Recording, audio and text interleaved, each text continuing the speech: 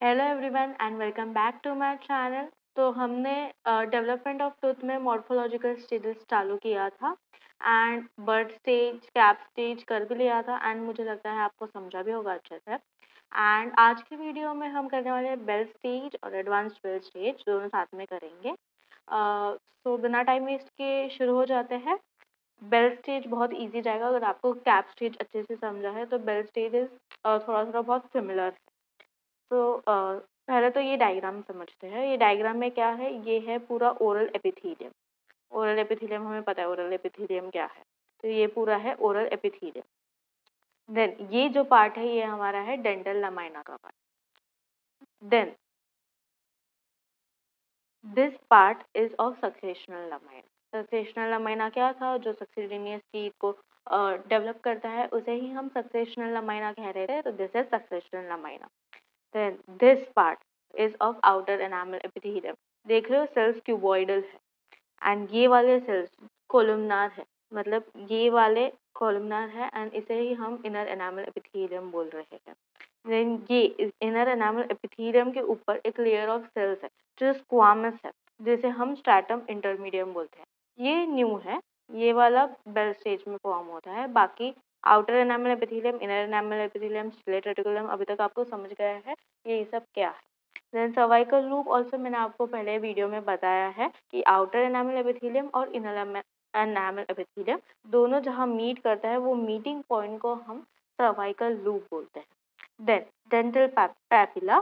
तो dental papilla क्या है, dental papilla is just adjacent to the enamel organ. मतलब ये पूरा कॉन्केविटी में जो लाए हो रहा है ये पार्ट हमारा है डेंटल पैपिला का पार्ट। एंड डेंटल सैक मतलब सराउंडिंग ये वाला जो पार्ट है वो है हमारा डेंटल सैक का पार्ट। इतना आई गेस आपको अभी तक अच्छे से समझ गया होगा, बट मैंने फिर से रिवाइज करवा दिया है आपको। तो अभी बेल स्टेज के बारे में देखते हैं। बेल स्टेज में क्या है, एक तो ये 14th वीक में बनता है, बाय 14th वीक इसमें फाइनल शेप यानी मॉर्फो डिफरेंशिएशन ऑफ टूथ हो जाता है। मतलब अभी आप देख रहे हो तो ये इंसाइजर्स दिख रहा है, ये इंसाइजर का टूथ है। मतलब ये इसमें ये स्टेज में आपको पता चल जाता है ये कौन सा टूथ है। ठीक है, मतलब फाइनल हम बोल सकते हैं कि final shape of tooth attend हो जाता है ये स्टेज पे। देन इसमें हिस्टो डिफरेंशिएशन भी दिखता है, क्योंकि जो आईईई वाले सेल्स है मतलब इनर एनामल एपिथेलियम वाले सेल्स है वो और बड़े हो जाते हैं। ऑलरेडी कॉलमनार थे वो और बड़े हो रहे हैं, टॉल कॉलमनार बन रहे हैं, जिसे हम अमीलोब्लास्ट कहेंगे। मतलब टॉल कॉलमनार आगे जाके अमीलोब्लास्ट बनता है। और अमीलोब्लास्ट क्या है, अमीलोब्लास्ट एक ऐसे टाइप ऑफ सेल्स है जो एनामल डिपॉजिट करते हैं। एनामल क्या है आपको पता है ना, outer covering of teeth of crown of the teeth को हम एनामल बोलते हैं। तो अमीलोब्लास्ट एनामल डिपॉजिट करता है और ये बहुत इंपॉर्टेंट सेल्स है। तो ये आईईई से बनते हैं, इसलिए ही बाद में बताते। फिर cells of dental papilla differentiate to odontoblast. ये क्या है मैं बताती हूँ। तो ये जो इनर एनामल एपिथेलियम है ये वाले सेल्स, ठीक है, ये वाले सेल्स क्या करते हैं, एक सिग्नल सेंड करते हैं ये वाले सेल्स को कि आप ओडोंटोब्लास्ट में डिफरेंशिएट हो जाओ। ओडोंटोब्लास्ट में डिफरेंशिएट हो जाओ, ये वाले सेल्स सिग्नल सेंड करते हैं ये वाले सेल्स को, डेंटल पैपिला के सेल्स को। फिर डेंटल पैपिला के सेल्स बहुत आज्ञाकारी है, वो हो जाते हैं ओडोंटोब्लास्ट में डिफरेंशिएट, तो इधर ऐसे ओडोंटोब्लास्ट प्लास्टिक सेल्स बना देते हैं। जब ये ओडोंटोब्लास्ट सेल्स क्या है, ओडोंटोब्लास्ट सेल्स वो सेल्स है जो डेंटिन डिपॉजिट करते हैं। तो जब ओडोंटोब्लास्ट सेल्स डिफरेंशिएट हो जाते हैं तो वो डेंटिन डिपॉजिट करने लगते हैं। तो यहाँ पे ऐसे पूरा डेंटिन का लेयर आता है, ओडोंटोब्लास्ट सेल्स ऐसे पूरा डेंटिन डिपॉजिट करते हैं। फिर जो डेंटिन डेंटिन वाला जो डेंटिन बनने के बाद डेंटिन अमीलोब्लास्ट को सिग्नल सेंड करता है कि अभी डेंटिन डिपॉजिट हो गया, अभी एनामल डिपॉजिशन शुरू करो। तो फिर अमीलोब्लास्ट जो है वो एनामल डिपॉजिट करना शुरू करता है। मतलब समझ रहे हो, अमीलोब्लास्ट जो होता है वो सिग्नल सेंड करता है डेंटल पैपिला को कि ओडोंटोब्लास्ट में डिफरेंशिएट हो जाओ। तो ओडोंटोब्लास्ट में डिफरेंशिएट हो गए, फिर ओडोंटोब्लास्ट जो है वो क्या डिपॉजिट करता है, वो डेंटिन डिपॉजिट करता है। एंड फिर डेंटिन सिग्नल सेंड करता है अमीलोब्लास्ट को कि अभी आप भी शुरू कर दो एनामल का डिपॉजिशन। तो ये पूरे प्रोसेस को हम रेसिप्रोकल इंडक्शन भी बोलते हैं, ये आगे दिखाऊंगी मैं आपको। तो अभी इतना समझा कि आपको जो सेल्स ऑफ डेंटल पैपिला है वो ओडोंटोब्लास्ट में डिफरेंशिएट होते हैं, मतलब इसमें हिस्टो डिफरेंशिएशन दिख रहा है बेल स्टेज में। फिर ये जो प्रोसेस है पूरा, ये इंसाइजल रीजन मतलब ये वाले पार्ट से टूवर्ड्स अपाइकल नहीं cervical region, towards cervical region follow होता है। फिर जो डेंटल लमाइना है वो ब्रेक होता है ये वाले स्टेज पे। मैंने आपको डेंटल लमाइना की वीडियो में बताया था कि डेंटल लमाइना जो है वो डीजनरेट हो जाता है, और अगर कुछ सेल्स रिमेन हो गए तो उसे सेल रेस्ट ऑफ सेरे भी बोलते हैं। तो वो कब डीजनरेट होता है, ये वाले स्टेज पे ये पूरा डेंटल लमाइना डीजनरेट हो जाएगा। तो अभी बेल स्टेज भी ये वाले स्ट्रक्चर शो करेगा, enamel organ, dental papilla, dental sac. तो हम एनामल ऑर्गन को पहले देखते हैं। तो एनामल ऑर्गन में पहले तो आता है IEE मतलब इनर एनामल एपिथेलियम। हाँ, तो इनर एनामल एपिथेलियम मैंने आपको अभी बताया कि inner enamel epithelium tall columnar cells में डिफरेंशिएट होता है, और वो टॉल कॉलमनार सेल्स क्या है, वो टॉल कॉलमनार सेल्स है अमीलोब्लास्ट। और ये अमीलोब्लास्ट पे कब डिफरेंशिएशन होता है, प्रायर टू अमीलोजेनेसिस। अमीलोजेनेसिस क्या है, ये एक प्रोसेस है for formation of enamel.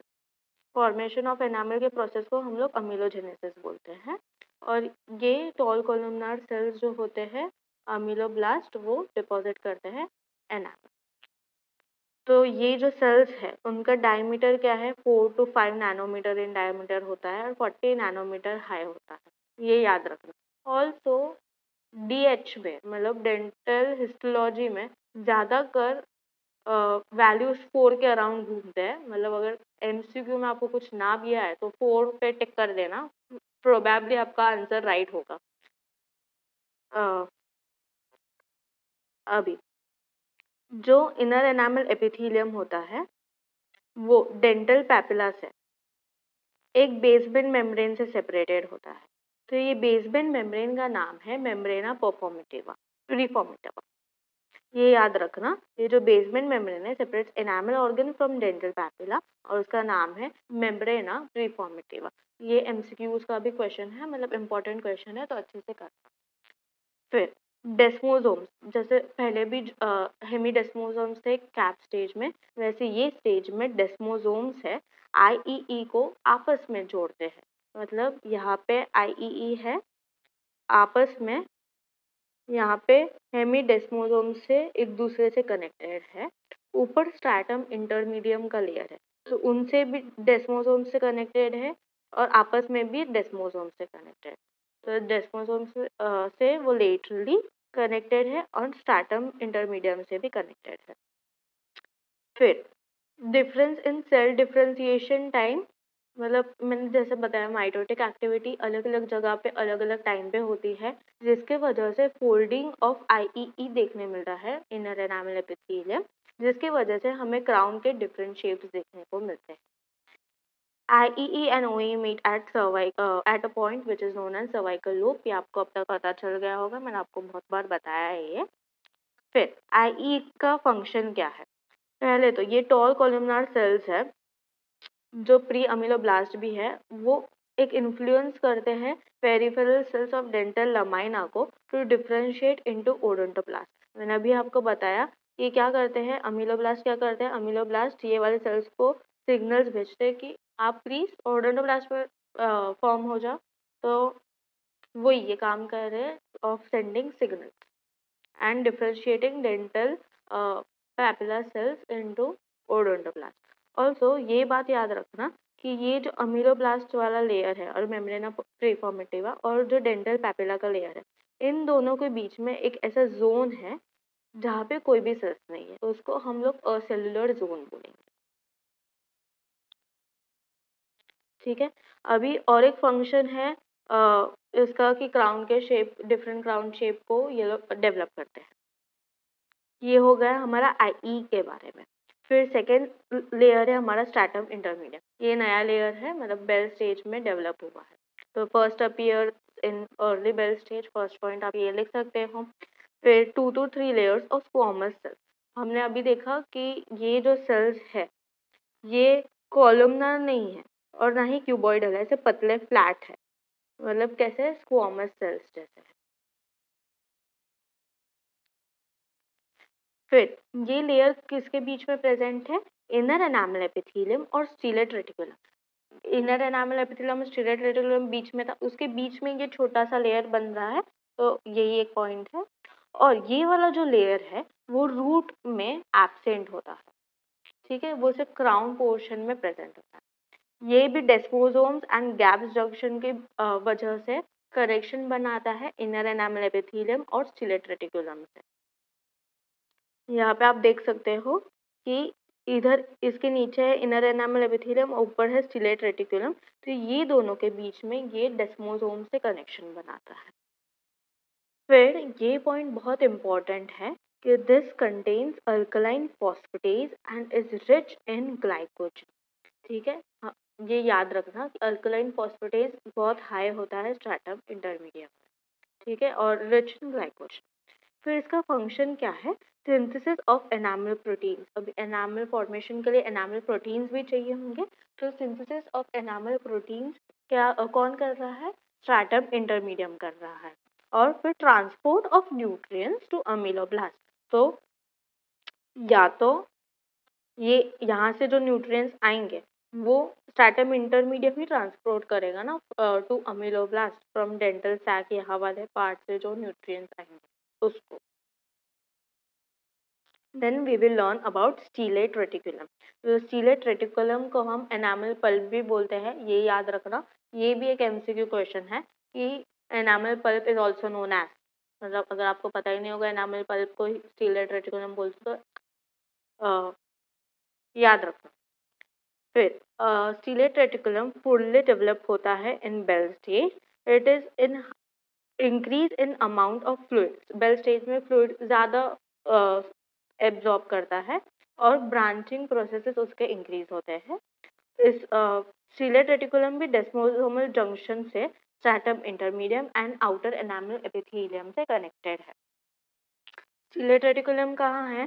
सीलेट reticulum stratum इंटरमीडियम और आउटर एनामल एपिथेलियम के बीच में है ना, तो stellate reticulum will be connected by desmosomes to stratum intermedium and outer enamel epithelium. ये बहुत इजी है, कंफ्यूज्ड मत होना। डायग्राम की हेल्प से करने की कोशिश करना, तो बहुत इजी हो जाएगा कि क्या किससे कनेक्टेड है, कैसे कनेक्टेड है। Do with the help of diagram. तो इसके फंक्शन क्या है? ये सेम फंक्शंस मैंने फिर से लिखे हैं कि क्वेश्चन लाइक कंसिस्टेंसी है, acts as shock absorber, supports and protects delicate enamel forming cells, पूरा शॉक एब्जॉर्ब कर लेगा, सब इसलिए वो सपोर्ट करेगा ना एनामल फॉर्मिंग सेल्स यानी अमीलोब्लास्ट को। और ये कोलैप्स होता है और रिड्यूस करता है distance between ameloblast and nutrient capillaries. Nutrient capillaries कहाँ है?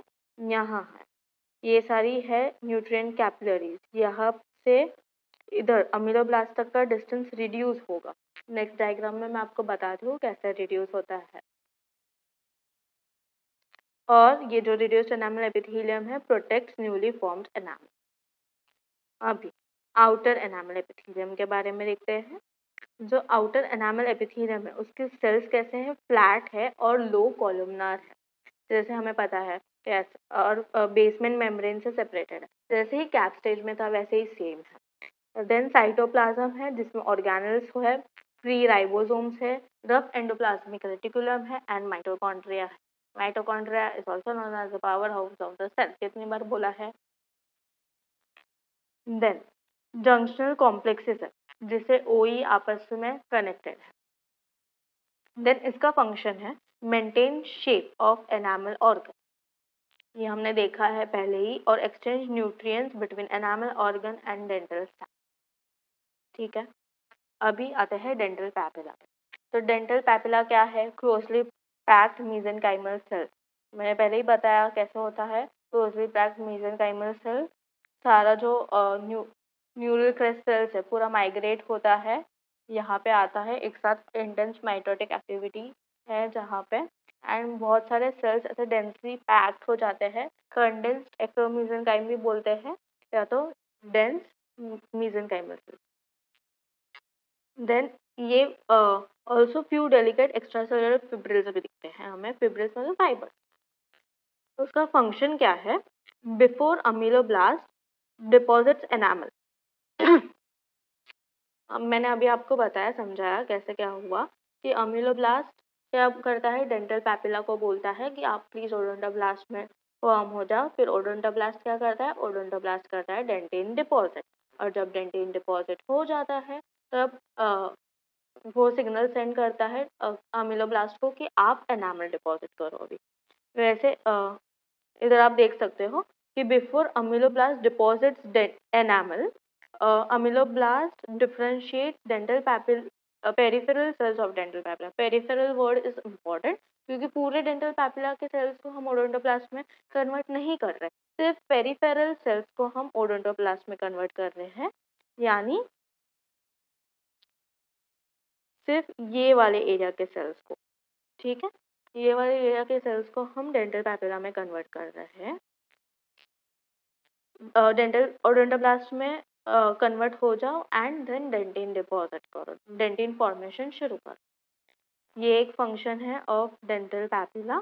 Then dental pulp after dentin formation, मतलब हमने देखा था कि डेंटल पैपिला से कौन से दो स्ट्रक्चर्स फॉर्म हो रहे? Dentin and pulp. तो डेंटिन फॉर्मेशन के बाद डेंटिन पल्प डेंटल पल्प भी फॉर्म होना शुरू हो जाता है। देन मेम्ब्रेन ऑफ प्रीफॉर्मेटिवा, हमें पता है कि एक मेम्ब्रेन है जो सेपरेट करता है इनर एनामल एपिथेलियम को डेंटल पैपिला से। तो ये पॉइंट इसमें भी लिखना पड़ेगा आपको। देन डेंटल सैक क्या है? डेंटल सैक है एक circular arrangement of fibres in an capsular structure, in form of capsular structure. तो ये देखो, यहाँ पे आप देख सकते हो कि जो डेंटल सैक के सेल्स है वो कैसे ऐसे सर्कल में अरेंज है आउटसाइड पूरा एनामल ऑर्गन को कवर करके। तो वही यहाँ पे लिखा है कि dental sac is circular arrangement of fibres in an capsular structure. This is primordium, मतलब ये इनिशिएट करता है सीमेंटम, पीडियल और एल्वेयर बोन के फॉर्मेशन को। हमने फर्स्ट वीडियो में भी देखा था कि डेंटल सैक से 3 स्ट्रक्चर्स डेवलप होते हैं, that is cementum, PDL and alveolar bone. अभी आते हैं एडवांस्ड बेल स्टेज के ऊपर। तो एडवांस्ड बेल स्टेज आप जैसे देख सकते हो, इसमें जो इनर एनामल एपिथेलियम है वो कन्वर्ट हो चुके हैं अमीलोब्लास्ट में, और जो डेंटल पैपिला के पेरिफेरल सेल्स हैं वो कन्वर्ट हो चुके हैं ओडोंटोब्लास्ट में। और ये पूरा है डेवलपिंग पल्प, मतलब पल्प बन रहा है, डेंटल पैपिला नहीं रहा, डेवलपिंग पल्प हो रहा है। ये है सर्वाइकल लूप एंड ये है पूरा डेंटल सैक। ऑल्सो अगर आप इधर डिपोजिशन देखोगे तो यहाँ पे आपको दिखेगा कि एनामल मैट्रिक्स डिपॉजिट हो रहा है, और यहाँ पे प्री डेंटिन और डेंटिन डिपॉजिट हो रहा है। प्री डेंटिन क्यों? क्योंकि डेंटिन हमेशा ऐसे डायरेक्ट डेंटिन डिपॉजिट नहीं होता है। प्री डेंटिन डिपॉजिट मतलब ऑर्गेनिक, सिर्फ ऑर्गेनिक लेयर डिपॉजिट होती है, फिर उसको मिनरलाइजेशन होता है। वो आप पढ़ोगे डेंटिनोजेनेसिस में, लाइक फॉर्मेशन ऑफ डेंटिन, वो आपको आगे आएगा, मैं आपको पढ़ाऊंगी। तो हाँ, प्री डेंटिन एंड डेंटिन ऐसे 2 लेयर्स होंगे, और एनामल में सिर्फ एनामल मैट्रिक्स होगा। ये एडवांस्ड बेल स्टेज का डायग्राम। फिर एडवांस्ड बेल स्टेज कब होता है? 18th वीक पे होता है।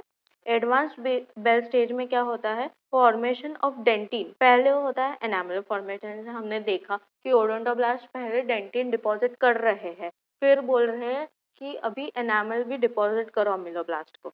तो ये पूरा साइकिल है। तो ये साइकिल क्या है? फर्स्ट स्टेप क्या है? फॉर्मेशन ऑफ अमीलोब्लास्ट, मतलब IEE अमीलोब्लास्ट बना। फिर अमीलोब्लास्ट क्या किया? सिग्नल सेंड किया to dental papilla, signals to dental papilla for formation of odontoblast. Odontoblast form हो गया। अभी ओडोंटोब्लास्ट क्या करेगा? डिपॉजिट करेगा डेंटिन को। फिर डेंटिन क्या करेगा? डेंटिन फिर से सिग्नल्स भेजेगा अमीलोब्लास्ट को कि प्लीज डिपॉजिट एनामल। ठीक है, मतलब पहले अमीलोब्लास्ट बन रहा है पर पहले डिपॉजिट क्या हो रहा है? डेंटिन डिपॉजिट हो रहा है। ये पूरे प्रोसेस को हम रेसिप्रोकल इंडक्शन बोलते हैं, जिसे हम एपिथेलियल मेसेनकाइमल इंटरेक्शन भी बोल सकते हैं। लाइक उसके वजह से ये रेसिप्रोकल इंडक्शन प्रोसेस हुआ है। सो एडवांस्ड बेल स्टेज में भी थोड़ा सिमिलर ही है, बट थोड़ा डिफरेंस है, तो वो थोड़ा डिफरेंस कर लेते हैं। तो इनर एनामल एपिथेलियम आईई के सेल्स इसमें होते हैं टॉल कॉलमनार, मतलब बहुत बड़े होते हैं, bigger than normal bell stage also. फिर और नॉर्मल बेल स्टेज में तो आईईई होता है ना, इसमें आईईई अमीलोब्लास्ट में डिफरेंशिएट होता है। देन जो ये आईईई के सेल्स है, उसका जो न्यूक्लियस है वो प्रॉक्सिमल एंड में शिफ्ट हो जाता है। प्रॉक्सिमल मतलब ये साइड, एंड ये साइड जहाँ नीचे डेंटल पैपिला है, वहाँ पे एनामल प्रोटीन्स माइग्रेट हो जाते हैं यहाँ पे नीचे। तो nuclei shift to proximal end towards stratum intermedium. इसके ऊपर ही यहाँ पे स्ट्रैटम इंटरमीडियम था ना, तो न्यूक्लियाई कहाँ पे शिफ्ट हो गया, प्रॉक्सिमल एंड पे शिफ्ट हो गया। एंड इसे ही हम रिवर्सल ऑफ पोलैरिटी कहते हैं, मतलब न्यूक्लियस दूसरी जगह पे शिफ्ट हो गया, उसे हम रिवर्सल ऑफ पोलैरिटी कहते हैं।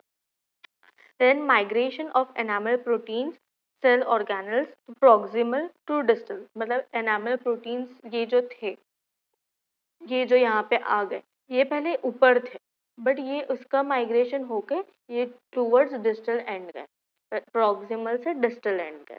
क्यों डिस्टल एंड गए, क्योंकि यहाँ पे नीचे उनको एनामल डिपॉजिट करना है ना, यहाँ पे ऑलरेडी डेंटिन डिपॉजिट हो चुका है, इसके ऊपर यहाँ पे उनको एनामल डिपॉजिट करना है, तो इसलिए ये वाले सेल्स को इधर आना पड़ेगा ना, एनामल प्रोटीन वाले सेल्स। फिर आईईई का इम्पोर्टेंट फंक्शन इसमें क्या है, फॉर्मेशन ऑफ एनामल मैट्रिक्स, सबसे इम्पोर्टेंट फंक्शन है ये लिखना तो हम भूल ही नहीं सकते। फिर आईईई क्या इन्फ्लुएंस करती है, डेंटल पैपिला को टू फॉर्म इनटू ओडोंटोब्लास्ट, ये हमने देखा। ऑल्सो आईईई अभी एनामल कैसे डिपॉजिट होता है, पहले तो ये सिर्फ डायग्रामेटिक रिप्रेजेंटेशन है, एक्चुअल में इतना ये लेंथ नहीं होता है एनामल का, इतना बड़ा मोटा नहीं होता है कंपेयर टू डेंटिन, बट ये आपको समझे इसलिए मैंने इतना किया है, ड्रॉ किया। सो ये जो है, ये डेंटिन यहाँ पे पहले डिपॉजिट हो चुका है, और ये जो है वो है डेंटिनो एनामल जंक्शन, जिसे हम DEJ भी बोलते हैं। डेंटिनो एनामल जंक्शन मतलब डेंटिन और एनामल के बीच का जंक्शन। तो डेंटिनो एनामल जंक्शन से एनामल डिपोजिशन शुरू होता है, और एनामल डिपोजिशन कैसे जाता है, टू कोरोनली जाता है, टूवर्ड्स क्राउन जाता है, टूवर्ड्स सर्विक्स जाता है, सर्वाइकली जाता है, सर्विक्स मतलब ये वाली लाइन को सर्विक्स बोलते हैं, तो टूवर्ड्स सर्विक्स जाता है, कोरोनली जाता है। एनामल डिपोजिशन मतलब DEJ से ओवरऑल क्राउन में स्प्रेड होता है, पहले इधर होगा, फिर ऐसे ही नीचे जाएगा एंड टूवर्ड्स कोरोनली जाएगा। फिर दूसरी कौन सी लेयर्स है एडवांस्ड बेल स्टेज में, stratum intermedium same as bell stage. फिर स्टीलेट रेटिकुलम, ये भी बेल स्टेज जैसी ही है, OEE भी बेल स्टेज जैसी ही है। और रिड्यूस्ड एनामल एपिथेलियम मुझे आपको बताना था, ये वाला डायग्राम में आप देख सकते हो, ये पूरा एनामल जो है, एनामल ऑर्गन कितना कम हो चुका है, इसे ही हम रिड्यूस्ड एनामल एपिथेलियम बोलते हैं। ठीक है, मतलब समझ रहे हो ना आप, इधर से पूरा अभी डिस्टेंस कम हो गया, अभी आसानी से सारे न्यूट्रिएंट्स आ सकते हैं टूवर्ड्स दिस। और ये भी बताना था कि ये रिड्यूस्ड एनामल एपिथेलियम एनामल को कैसे प्रोटेक्ट करता है। तो ये जो अमीलोब्लास्ट है, ये एनामल डिपॉजिट किया अमीलोब्लास्ट, ठीक है। फिर ये रिड्यूस्ड एनामल एपिथेलियम रह गया, अभी समझो रिड्यूस्ड एनामल एपिथेलियम नहीं होता और डायरेक्ट एनामल होता एक्सपोज्ड टूवर्ड्स डेंटल सैक। तो डेंटल सैक क्या करता, इधर से एनामल को थोड़ा ऐसे डिजनरेट कर देता, ठीक है। और ये डिजनरेशन ना हो इसलिए ये रिड्यूस्ड एनामल एपिथेलियम होना बहुत ज़रूरी है। अगर रिड्यूस्ड एनामल एपिथेलियम नहीं हुआ तो ऐसी एनोमलीज हो सकती है कि एनामल कहीं से डिजनरेटेड है एंड टूथ वैसे ही इरप्ट हुआ है। That's why reduced enamel epithelium plays an very important role. अभी आते हैं हम डेंटल पैपिला पे, एडवांस्ड बेल स्टेज का डेंटल पैपिला। पहले तो इसमें ओडोंटोब्लास्ट होते हैं, हमने ये डायग्राम में भी देखा कि यहाँ पे ऐसे ओडोंटोब्लास्ट थे, ये वाले ओडोंटोब्लास्ट है, तो ओडोंटोब्लास्ट इसमें होते हैं, ऑलरेडी फॉर्म्ड होते हैं। फिर ओडोंटोब्लास्ट असेल्युलर जोन को एलिमिनेट कर देता है। हमने देखा था कि सपोज ये है आईईई का लेयर और ये है डेंटल पैपिला, तो ये दोनों के बीच में ये जो लेयर था वो असेल्युलर जोन था।